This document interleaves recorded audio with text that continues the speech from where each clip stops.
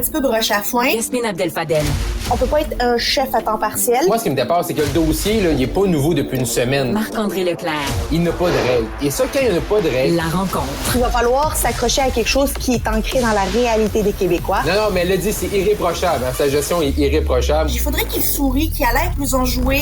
Ah, mais Yasmine, attends, là, on a la moitié du bouclier, là. C'est exactement ça. La rencontre. Abdel-Fadel Leclerc.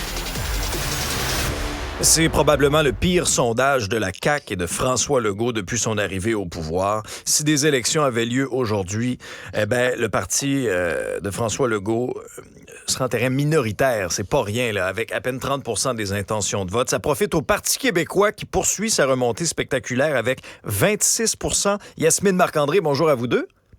Allô, allô? Bonjour. Oh, Yasmine, c'est vraiment pas un bon sondage là, pour François Legault, hein? Et Pelaye, non, l'Halloween c'était hier, mais on dirait que pour la CAQ, ça continue aujourd'hui pour eux parce que ça fait peur. Là. Regardez ce sondage-là, pour eux, là, ils n'ont jamais vécu ça. C'est de l'inconnu dans lequel ils rentrent. Là. En fait, il y a faut voir le sondage comme un triangle. Il y a 3 aspects importants. Puis d'habitude, on juge si le sondage est bon, moyen ou mauvais à la lumière de ça. Le premier, c'est les intentions de vote. Le deuxième, c'est la satisfaction. Et le troisième, c'est qui ferait le meilleur premier ministre. C'est comme ça qu'il faut voir le sondage dans son ensemble. Et le problème, c'est que les 3 voyants sont au rouge. En fait, un est au orange, là, parce que c'est du coude à coude, celui sur les intentions de vote, mais ça reste majeur. Mais les 2 autres, là, c'est largement mauvais. Ce qui en fait un exécrable sondage pour la CAQ aujourd'hui. Mais là, moi, j'ai une inquiétude, Alex et Marc-André, j'ai une inquiétude parce que la dernière fois qu'ils ont eu de mauvais résultats, ils nous ont annoncé le retour du 3e lien. Ils vont nous ramener quoi, là? Là, aujourd'hui, je m'inquiète pour les annonces, tu sais, d'autant plus qu'il y a le tramway qui arrive. Là, je ne sais plus sur quelles décisions ils vont prendre aujourd'hui. Je les invite à la prudence. Des sondages, c'est un bulletin d'étape. Ce n'est pas des voix dans une urne, qu'on prenne notre gaz égal, mais c'est très, très, très, très inquiétant pour la CAQ, honnêtement. J'espère qu'ils comprennent que la population ne les suit plus et qu'il n'y a plus cette lune de miel sur laquelle ils ont trop longtemps compté et que maintenant, il va falloir donner un mot d'ordre au Conseil des ministres et aux députés de reconnecter avec la population. C'est drôle, hein, la CAQ qui reprochait aux libéraux d'être déconnectés de la population. On n'est pas comme aux libéraux, là, mais on commence à sentir une déconnexion. Marc-André, quand tu vois les chiffres, là, qui, par exemple, ferait le meilleur premier ministre du Québec, M. Legault n'est plus premier. Il y a une tendance inquiétante au niveau de la satisfaction. Tu prends la photo, Marc-André, là, de juin jusqu'à octobre au niveau du taux de satisfaction. Ça s'en va de même. Là, c'est la chute libre. On part de 53 à 40 %. Oui, et je pense, Alexandre, Yasmine, c'est là que ça fait le plus mal au gouvernement. Là, parce que, tu sais, bon, le meilleur premier ministre, une chose. Les intentions de vote, ça peut bouger. Mais tu sais, Robert Bourassa le disait toujours. L'important, c'est la satisfaction envers le gouvernement. La CAQ a été au plafond avec la pandémie. Là, même des fois, c'était des 70-75 %. Là, je me rappelle des sondages de Angus Reid qui faisait l'exercice pour l'ensemble des premiers ministres dans chacune des provinces. Mais là, de passer de 53 à 40, c'est catastrophique. Là. Donc, ça nous prouve que la CAQ a perdu l'automne. Bon, l'automne n'est pas fini, vous allez me dire, on est le 1er novembre, mais la CAQ a perdu l'automne.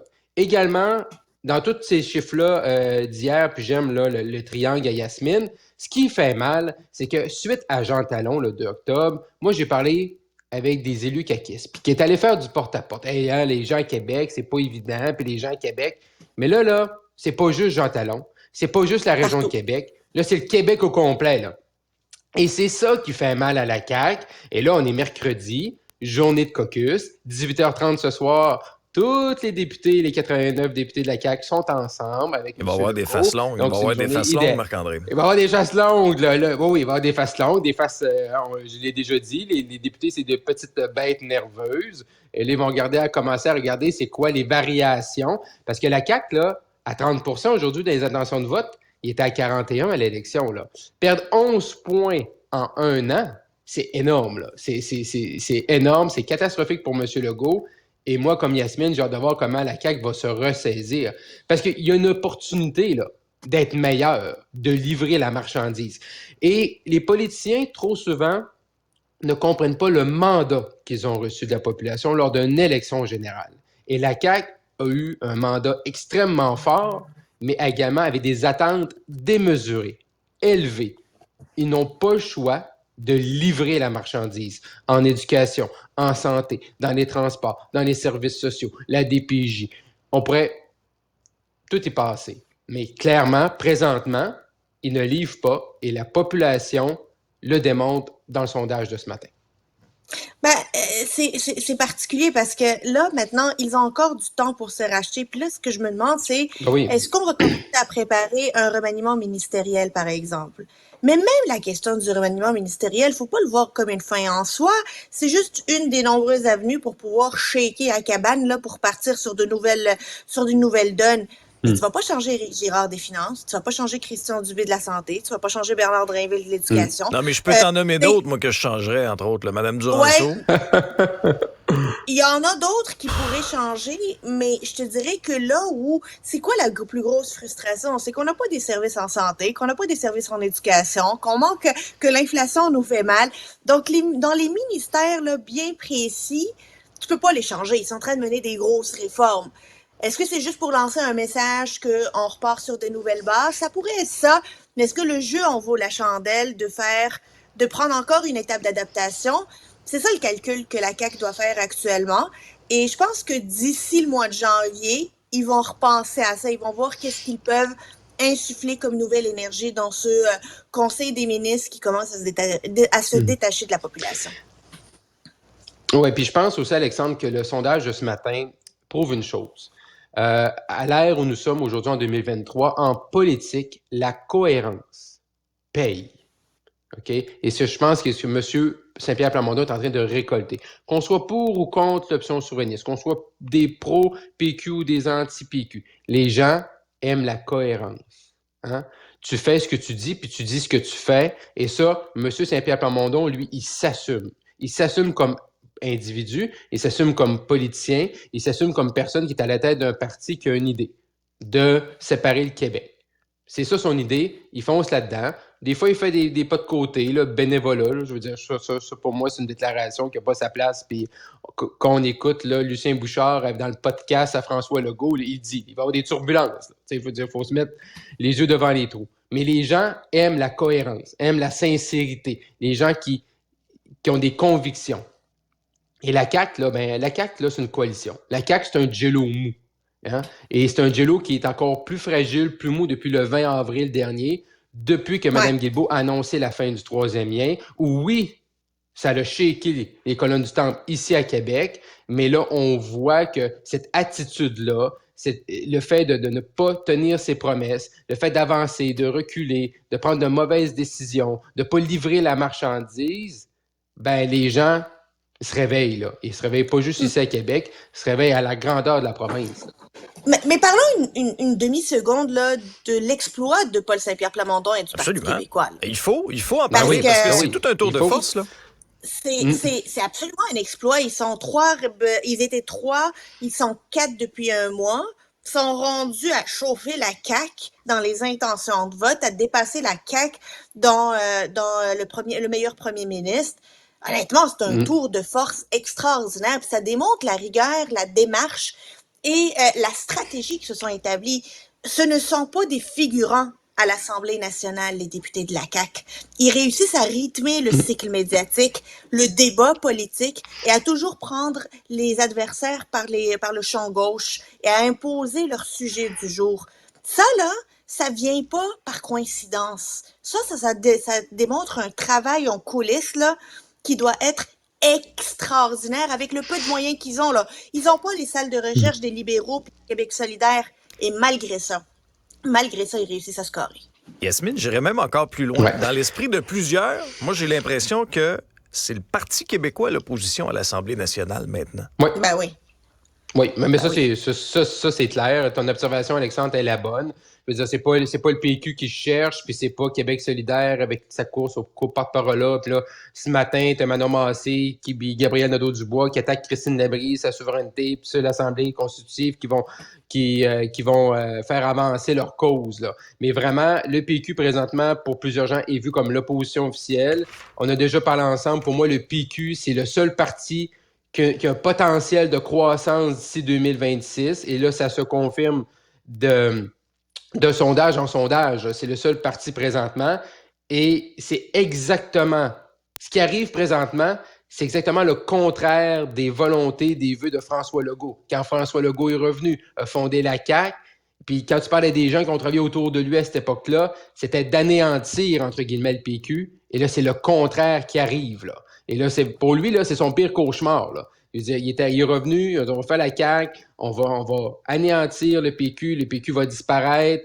Hein, ça passait proche avant la dernière élection. On pensait peut-être s'en ont sauvé avec 3 élus. Mais M. Legault, ce qu'il voulait, c'est anéantir le PQ. Et là, ça n'arrive pas, là. Et là, ça n'arrive pas, clairement. Et je pense que la plus grande force de M. Saint-Pierre Plamondon, c'est qu'il s'assume sur la règle numéro 1 du PQ de former un pays, mais il y a des gens qui sont pas souverainistes, qui sont peut-être nationalistes, qui aiment le style, qui ont peut-être déjà, mais qui aiment le style, puis sont capables de voter pour lui et qui diront, rendu au référendum, je voterai oui, je voterai non, on verra. Mais présentement, il est en train de fédérer les oppositions parce que c'est clair que dans la joute politique contemporaine, on ne pouvait pas avoir 3-4 partis d'opposition comme les résultats qu'on a eus en 2022. Là. À un moment donné, il y a quelqu'un qui allait émerger. Puis là, c'est Paul Saint-Pierre Plamondon. Là. Mais t'as tellement raison, Marc-André. Excuse-moi, juste une petite... Marc-André, t'as tellement raison, là. C'est que on aime le style de Paul Saint-Pierre Plamondon, pas nécessairement l'idée du pays. Le monde, là, sont pas rendus souverainistes tout d'un coup parce que Paul Saint-Pierre Plamondon le présente différemment. Et dans le sondage, on le démontre, là. La souveraineté est encore à 35%. Et les perspectives économiques advenant un Québec indépendant, ça reste à 36%. Là. 47% ne sont pas d'accord avec ce qu'a présenté le PQ. Alors, c'est pas la souveraineté qui est aujourd'hui le moteur qui propulse le PQ. C'est le style, c'est la rigueur, c'est la manière avec laquelle il joue son rôle à l'Assemblée nationale. On sort de l'Halloween. Marc-André faisait référence au cauchemar. Le tramway de Québec. Ouais. Est-ce que Marc-André, on savait là, que ça allait coûter plus cher que 4 milliards, là, mais à 12-13 milliards, là, est-ce qu'il y a une réelle acceptabilité sociale pour ce projet-là où il faut que le maire Marchand se résigne puis qu'il tire la plug? Mais non, je veux dire, on l'a vu, là, les chiffres, là, c'est 36%. Monsieur Marchand a essayé de nous faire une entourloupe là, la semaine passée en nous disant 40, mais non, c'est 36. C'est une baisse considérable dans la dernière année. Là, hier, il nous a dit que il y avait un plan A, un plan B, un plan C, puis un plan D, puis que là, il allait au bout du tramway. Je veux dire, là, il n'y a plus personne qui le suit. Là.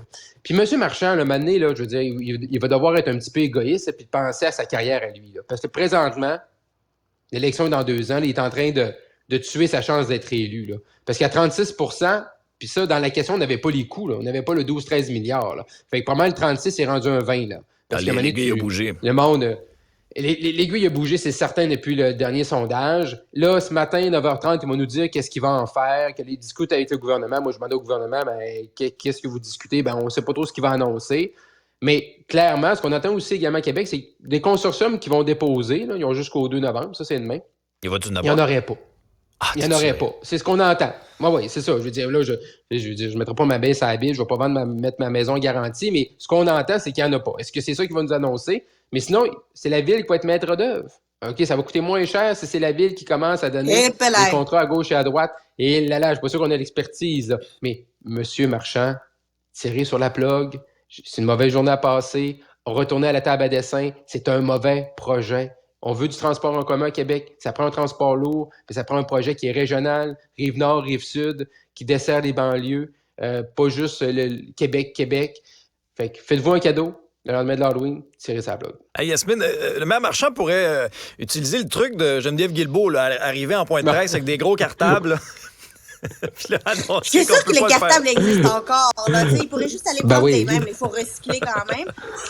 Ça sert à ça, là, ce cartable-là. Il devrait les mettre dans le musée de l'Assemblée nationale, puis les garder là, puis utilisation commune. Mais ça commence à être difficile de justifier un projet d'une telle ampleur à autant d'argent. Par contre, est-ce qu'on est obligé de rester, est-ce qu'on peut réfléchir le projet différemment, bonifier, diminuer, revoir l'ampleur? C'est ça, moi, que je... on dirait qu'aujourd'hui, on est dans un monde où tu dois choisir pour ou contre le tramway, mais peut-on poser la question autrement, pour ou contre un système de transport en commun structurant pour une grande ville comme Québec? Je pense que l'aiguille du sondage changerait. Et aujourd'hui, le problème, c'est qu'il n'y a que ce projet-là. C'est quoi qu'on propose comme autre projet pour Québec?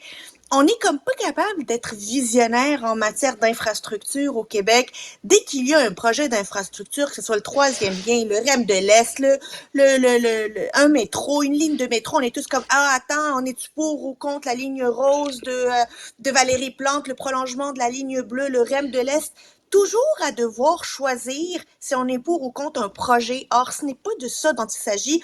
On devrait arrêter de le politiser, les projets, là, puis de pouvoir y aller. Puis en passant, ça coûte aujourd'hui 12 à 13 milliards de dollars, si ça se confirme, pendant la journée, le tramway. C'est parce que si on avait commencé à le faire il y a plusieurs années, là, arrêter de tergiverser sur le projet, il aurait coûté beaucoup moins cher avec une meilleure acceptabilité sociale. Ça, c'est la vérité implacable. Mais on laisse toujours traîner les choses, aller de sondage en sondage, de devis en devis, jusqu'à ce que tout le monde en soit dégoûté. C'est là où on se dit, on va le faire. Oui, mais Yasmine, tu as raison que ça a été long. Ça, c'est vrai. Il y a du temps qui se sont perdus pour différentes raisons.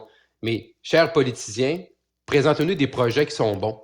Hein, qui vont inclure l'ensemble d'une région, par exemple, ici à Québec. C'est ça le problème du tramway, là, parce que le tramway, là, c'est quasiment une ligne droite. Fait que pour moi qui habite à Charlesbourg, là, le tramway, je le verrai même pas. Là. Dans toute ma vie, là, 24 heures, pendant 6 mois, là, je le verrai pas pour ma maman parce que je ne vais pas dans ce secteur-là. Fait que faites en sorte qu'il soit bon pour l'ensemble des gens, pas juste pour un petit coin. Puis ça va faire en sorte que les gens vont l'appuyer, le projet. Fait que déposez des bons projets, faites de quoi qui se tient, parlez avec les gens intelligemment, puis les gens vont embarquer, puis on ne perdra pas de temps, puis peut-être le tramway, il serait déjà en place. Là. Tu le verras pas, mais tu vas le payer avec tes impôts, Marc-André, par exemple. Merci pour la discussion. On verra. Peut-être pas ce projet-là, Alexandre. Bye bye.